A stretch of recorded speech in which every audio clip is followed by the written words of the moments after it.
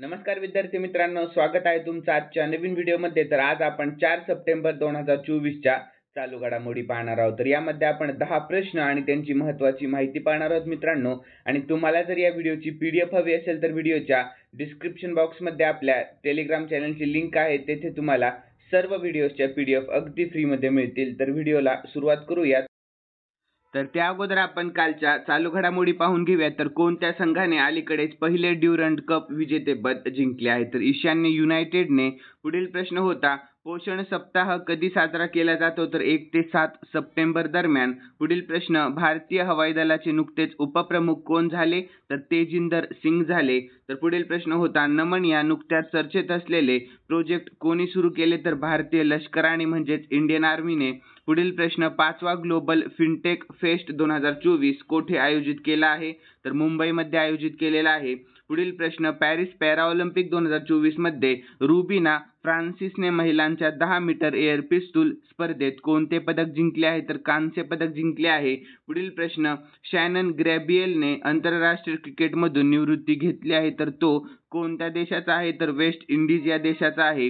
पुढील प्रश्न होता, कोणत्या मंत्रालयाने अलीकडे रिसेट निवृत्त क्रीडा व्यक्ती सशक्तीकरण प्रशिक्षण कार्यक्रम सुरू केलेला आहे? तर युवा व्यवहार आणि क्रीडा मंत्रालयाने. पुढील प्रश्न, अलीकडे बातम्यांमध्ये सबीना शोल कोणत्या समुद्रात दिसत आहे? तर दक्षिण चीन समुद्रात दिसत आहे. पुढील प्रश्न, पॅरिस पॅराऑलिम्पिक 2024 मध्ये धावपटू निशाद कुमारने उंच उडीत कोणते पदक जिंकले? तर रौप्य पदक जिंकलेले आहे.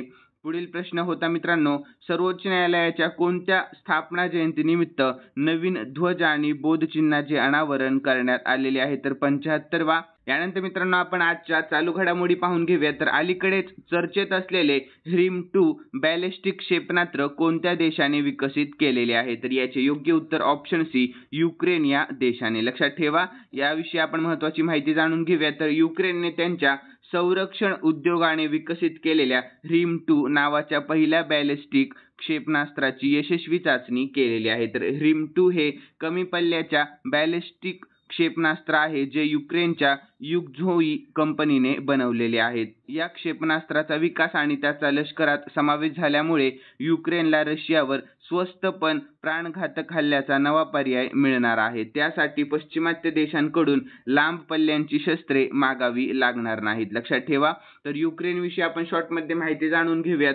राजधानी आहे कीव, चलन आहे युक्रेनियन रिव्हनिया आणि राष्ट्रपती आहेत व्लादिमीर झेलेन्स्की. लक्षात ठेवा मित्रांनो. यानंतर आपण दुसरा प्रश्न पाहून घेऊयात. अलीकडेच कोणत्या देशासोबत भारतीय नौदल 22व्या वरुण सरावात सहभागी होत आहे? तर याचे योग्य उत्तर ऑप्शन सी, फ्रान्स या देशासोबत. तर याविषयी आपण महत्त्वाची माहिती जाणून घेऊयात. भारतीय नौदलाचे P-8 विमान वरुण सरावाच्या 22व्या आवृत्तीत सहभागी होण्यासाठी फ्रान्समध्ये दाखल झालेले आहेत. तर भारत फ्रान्स द्विपक्षीय नौदल सराव वरून भूमध्य समुद्रात 2 ते 4 सप्टेंबर दरम्यान आयोजित केला जाईल. तर फ्रान्सविषयी आपण शॉर्टमध्ये माहिती जाणून घेऊयात. राजधानी पॅरिस आहे, चलन युरो आहे, राष्ट्रपती इमॅन्युएल मॅक्रॉन आणि सध्याचे पंतप्रधान आहेत गॅब्रिएल अटल. ठीक आहे, लक्षात ठेवा. यानंतर पुढील प्रश्न आहे तिसरा. तर पहिली जॉईंट कमांडर्स परिषद कोठे आयोजित केली जाईल? तर याचे योग्य उत्तर ऑप्शन ए, लखनौमध्ये आयोजित केली जाणार आहे. तर याविषयी आपण महत्त्वाची माहिती जाणून घेऊयात.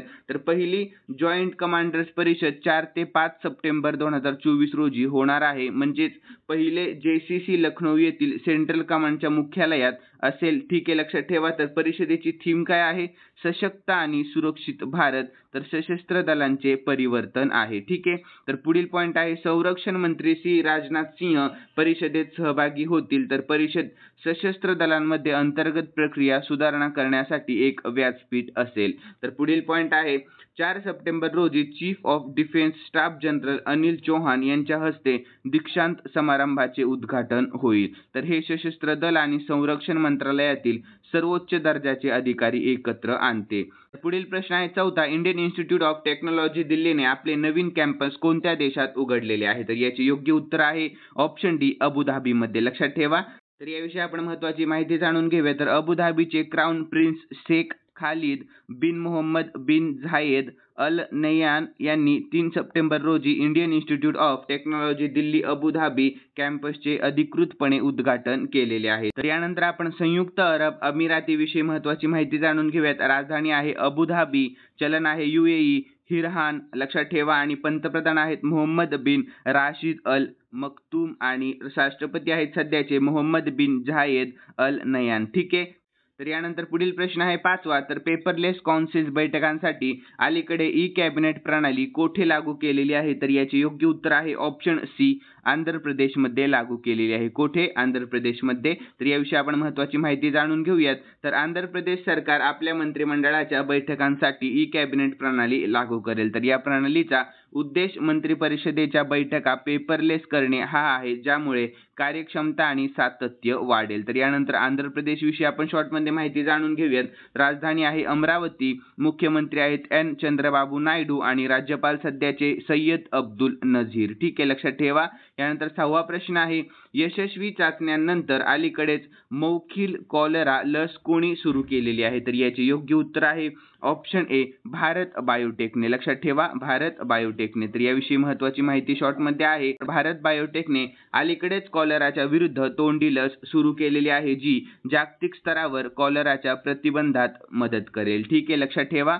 तर यानंतर 7वा प्रश्न आहे ट्रॅक आणि फील्डमध्ये 2 पदके जिंकणारी पहिली भारतीय महिला पॅरा ॲथलीट कोण बनलेली आहे? तर याचे योग्य उत्तर आहे ऑप्शन ए, प्रीती पाल बनलेली आहे. कोण आहे? तर प्रीती पाल. तर याविषयी आपण महत्त्वाची माहिती जाणून घेऊया. तर भारतीय महिला पॅरा रेसर प्रीती पालने पॅरिस पॅरा ऑलिम्पिकमध्ये 2रे पदक जिंकलेले आहे. तर तिने महिलांची 200 मीटर शर्यत जिंकलेली आहे. तर पॅरा ऑलिम्पिकमध्ये ट्रॅक आणि फील्डमध्ये 2 पदके जिंकणारी ती पहिली भारतीय महिला खेळाडू ठरलेली आहे. ठीक आहे. तर यानंतर पुढील प्रश्न आहे 8वा. तर अर्थ मंत्रालयाने अलीकडेच किती कंपन्यांना नवरत्न दर्जा दिलेला आहे? तर याचे योग्य उत्तर आहे ऑप्शन बी, 4 कंपन्यांना. लक्षात ठेवा. तर याविषयी आपण महत्त्वाची माहिती जाणून घेऊयात. तर वित्त मंत्रालयाने अलीकडेच 4 सार्वजनिक क्षेत्रातील उपक्रम SJVN, सौर ऊर्जा निगम, NHPC आणि रेलटेल कॉर्पोरेशन ऑफ इंडिया यांना नवरत्न दर्जा दिलेला आहे. लक्षात ठेवा मित्रांनो कंपन्या. तर भारतातील 4 नवीन नवरत्न कंपन्यांपैकी 3 रेलटेल, SJVN आणि NHPC सार्वजनिकपणे व्यापार करतात. तर नवरत्न कंपन्या 1000 कोटी रुपयांपर्यंतची गुंतवणूक सरकारच्या पूर्व परवानगीशिवाय करू शकतात. लक्षात ठेवा. यानंतर 9वा प्रश्न आहे केंद्रीय मंत्रिमंडळाने कोणत्या राज्यातील साणंद येथे नवीन सेमीकंडक्टर प्लांटला मंजुरी दिलेली आहे? तर याचे योग्य उत्तर ऑप्शन सी, गुजरात. लक्षात ठेवा मित्रांनो, ऑप्शन सी, गुजरात. ठीक आहे. तर यानंतर आपण याविषयी महत्त्वाची माहिती जाणून घेऊया. तर गुजरातमधील साणंदमध्ये आणखी एक सेमीकंडक्टर प्लांट उभारण्यात येणार आहे. तर या प्लांटमध्ये दररोज 63 लाख चिप्सचे उत्पादन होणार आहे. तर यासाठी 3307 कोटी रुपयांची गुंतवणूक करण्यात आलेली आहे. तर भारताची सेमीकंडक्टर मिशन काय आहे हे पाहून घेऊयात मित्रांनो आपण. तर 29 डिसेंबर 2022 रोजी तत्कालीन केंद्रीय माहिती आणि तंत्रज्ञान मंत्री अश्विनी वैष्णव यांनी 76,000 कोटी रुपयांच्या खर्चासह भारत सेमीकंडक्टर मिशन लॉन्च केलेले आहे. तर धोरणाचा मुख्य उद्देश देशांतर्गत आणि परदेशी कंपन्यांना भारतात चिप उत्पादन प्रकल्प उभारण्यासाठी प्रोत्साहित करणे हा आहे. तर यानंतर आपण गुजरातविषयी महत्त्वाची माहिती जाणून घेऊयात. राजधानी आहे गांधीनगर, मुख्यमंत्री आहेत भूपेंद्रभाई पटेल आणि राज्यपाल आहेत सध्याचे आचार्य देवव्रत. लक्षात ठेवा मित्रांनो. यानंतर राष्ट्रीय उद्याने देखील पाहून घेऊयात. गिर राष्ट्रीय उद्यान, वेळवदार राष्ट्रीय उद्यान, बनसाडा राष्ट्रीय उद्यान, सागरी राष्ट्रीय उद्यान आणि यानंतर लोकनृत्य गरबा आहे, बांध आहेत सरदार सरोवर बांध आणि दांतीवाडा बांध. ठीक आहे, लक्षात ठेवा. यानंतर 10वा आणि शेवटचा प्रश्न आहे मित्रांनो. तर पॅरिस पॅरा ऑलिम्पिकमध्ये बॅडमिंटन पुरुष एकेरीत भारतासाठी सुवर्ण पदक कोणी जिंकलेले आहे? तर याचे योग्य उत्तर आहे ऑप्शन बी, नितेश कुमार यांनी जिंकलेले आहे. कोणी जिंकलेले आहे? नितेश कुमार यांनी. लक्षात ठेवा, महत्त्वाचा प्रश्न आहे.